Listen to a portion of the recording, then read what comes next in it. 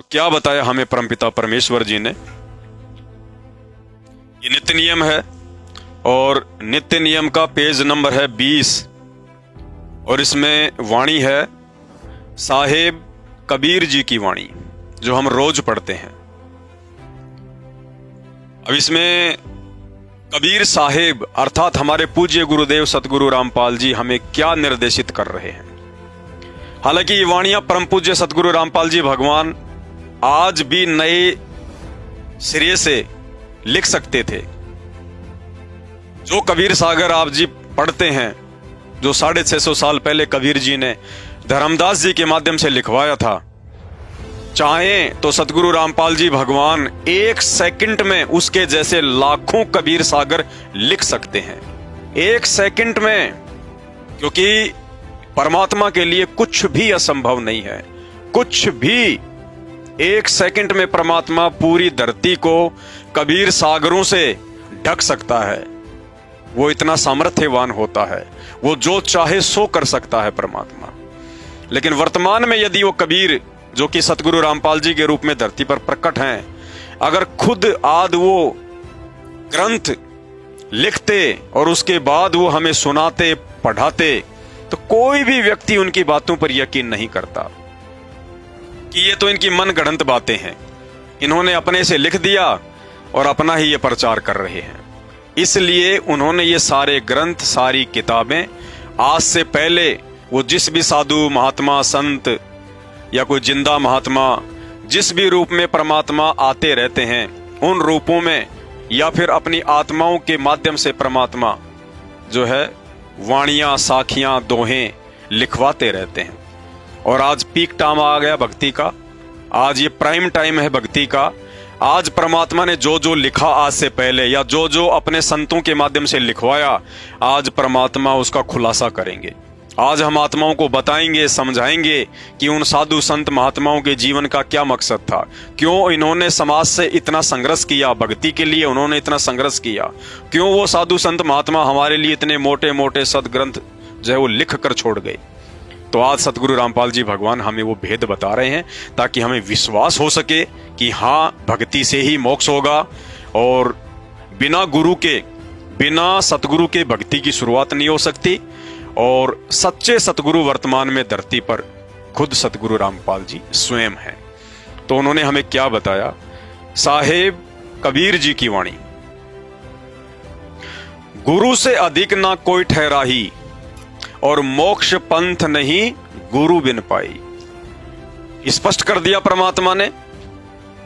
एक लाइन है ये, लेकिन इस एक लाइन का यदि हम मतलब समझने का प्रयास करेंगे तो पूरी रात बीत जाएगी। कहते हैं 7 समुद्र की मसीह करूं और लेखनी करूं बनराय, धरती का कागज करूं पर गुरु गुण लिख्या ना। क्या कह रहे हैं परमात्मा? चलो, जिसको भी आप मानते हो, कबीर, हमारे कबीर तो हमारे गुरुजी हैं और यही कबीर हैं। आने वाले दिनों में तो पूरी दुनिया इनको मानेगी, पूजेगी। आप यदि इस फोटो को मानते हो कि ये कबीर है, तो आपको अभी जो वाणी बताई गई है वो इसी कबीर की है। और ये कबीर क्या दिशा निर्देश दे रहे हैं? भले आप संत रामपाल जी की बात ना मानिए, आप उन्हें, कबीर जी तो छोड़िए, आप उनको एक संत भी नहीं मानते होंगे, लेकिन जिसको आप कबीर मानते हैं, अपना साहिब मानते हैं, सतगुरु मानते हैं, उनकी बात तो आपने माननी चाहिए। तो आपके जो कबीर हैं, जो काल्पनिक जो कबीर हैं, वो क्या कह रहे हैं? गुरु से अधिक नहीं कोई ठहराई। वो स्वयं कह रहे हैं कि मेरी भक्ति करने की आवश्यकता नहीं है, मुझे पूजने की आवश्यकता नहीं है, मेरे को बड़ा मानने की आवश्यकता नहीं है।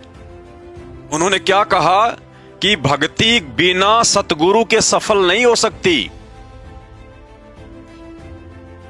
उस कबीर की चाहे तुम लाख वर्ष साधना कर लो, तुम उसकी पूजा कर लो, जिस रूप में आज ये दुनिया मानती है कि ये कबीर है, तो वो कबीर स्वयं कह रहा है कि मेरी चाहे तुम लाख वर्ष साधना कर लो, लाख वर्ष चाहे तुम मेरी पूजा कर लो, उन्होंने स्वयं कहा कि हरि सेवा युग 4 है।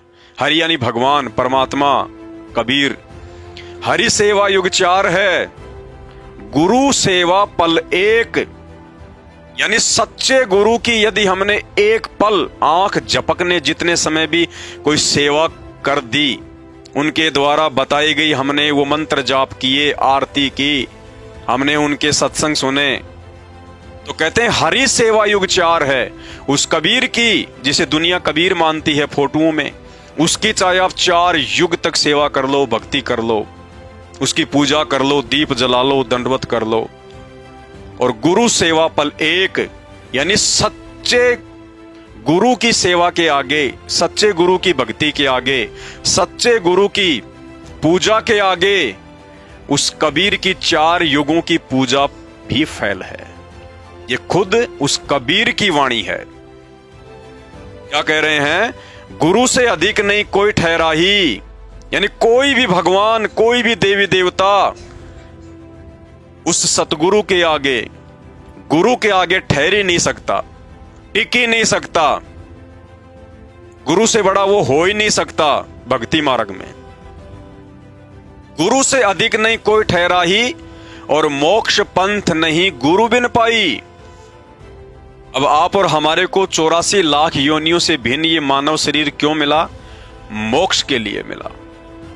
और क्या कह रहे हैं कबीर जी कि गुरु के बिना तुम मोक्ष प्राप्त नहीं कर सकते। वो कबीर जी कह रहे हैं कि मेरे को चाहे तुम लाख वर्ष पूज लो, 4 युग पूज लो, कितना ही पूज लो, मैं तुम्हें मोक्ष नहीं दे पाऊंगा। अगर तुम्हें मोक्ष चाहिए तो तुम्हें सतगुरु की शरण में जाना पड़ेगा। वही तुम्हें ज्ञान देगा, वही तुम्हें नाम देगा, वही तुम्हें विधि बताएगा, उसी से तुम्हारा मोक्ष होगा। तो जब ये कबीर जी स्वयं कह रहे हैं कि मुझे पूजने की कोई आवश्यकता नहीं है, मुझे मानने की कोई आवश्यकता नहीं है, मेरी पूजा बिल्कुल बेकार है, निरर्थक है, यदि तुमने सच्चा गुरु धारण नहीं किया हुआ है और यदि तुम उस गुरु को ही परमात्मा मान के नहीं पूजते हो, अपना कबीर मानकर नहीं पूजते हो, तो ये कबीर जी कह रहे हैं कि मेरी पूजा पाठ भी व्यर्थ है। मोक्ष तो छोड़ो, तुम्हारे को नरक में भी जगह नहीं मिलेगी। गुरु से अधिक नहीं कोई ठहरा ही, और मोक्ष पंथ नहीं गुरु बिन पाई। गुरु को ही महत्व दिया है। अब जब गुरु से ही हमारा मोक्ष होगा, और गुरु से बढ़कर कोई नहीं है, गुरु के सामने कोई भी नहीं ठहर सकता है, गुरु के समान हमारे को आदेशित किया गया है कि हमने किसी को भी नहीं मानना, किसी को भी नहीं पूजना है। इसलिए हम परम पूज्य सतगुरु रामपाल जी भगवान के सभी फॉलोवर, उनके शिष्य आज धरती पर प्रकट असली कबीर को पहचान कर, उस कबीर की पहचान करके जो सतगुरु रामपाल जी के रूप में आए हुए हैं, उनकी पहचान करने के बाद मन कर्म वचन से उनको अपना सतगुरु, अपना कबीर भगवान मानने के बाद अब हम इस फोटो को फाड़ फाड़ के आप सभी भाई बहनों तक ये संदेशा देना चाह रहे हैं। आपको हम ये बताना चाह रहे हैं कि भाई, जब हमारे पूज्य गुरु जी खुद ही कबीर हैं, खुद ही परमात्मा हैं, खुद ही भगवान है, तो अब हमने इस कबीर जी की काल्पनिक फोटो को पूजने की आवश्यकता नहीं है। इस फोटो को भगवान मानकर अपनी आत्मा को मलिन करने की आवश्यकता नहीं है। इस कागज की काल्पनिक फोटो को जो किसी ने हाथ से बना के डाली हुई है, इस फोटो को ही कबीर मानकर पूजने से, जून के महीने में उसका प्रकट दिवस मनाने से, उसको भोग लगाकर भगवान मानकर पूजने से हम केवल अपने गुरुदेव भगवान असली कबीर सतगुरु रामपाल जी को दुखी कर सकते हैं, हम उनको नाराज कर सकते हैं। इस फोटो को पूजकर हम कभी भी अपने गुरुदेव असली कबीर सतगुरु रामपाल जी के दिल में जगह नहीं बना सकते। दुनिया चाहे इस काल्पनिक फोटो को भगवान माने, चाहे कबीर माने, चाहे अपना साहिब माने, चाहे अपना बाप माने, ये उनका विषय है। लेकिन ये संदेश संत रामपाल जी के भक्तों के लिए है, जिनके पास में वर्तमान में मोक्ष प्राप्ति का सुनहरा अवसर है। इसलिए हमने इस कबीर की काल्पनिक फोटो की आवश्यकता नहीं है।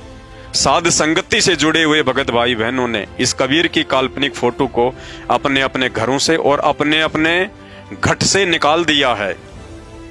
इसलिए इसकी हमें कोई आवश्यकता नहीं है।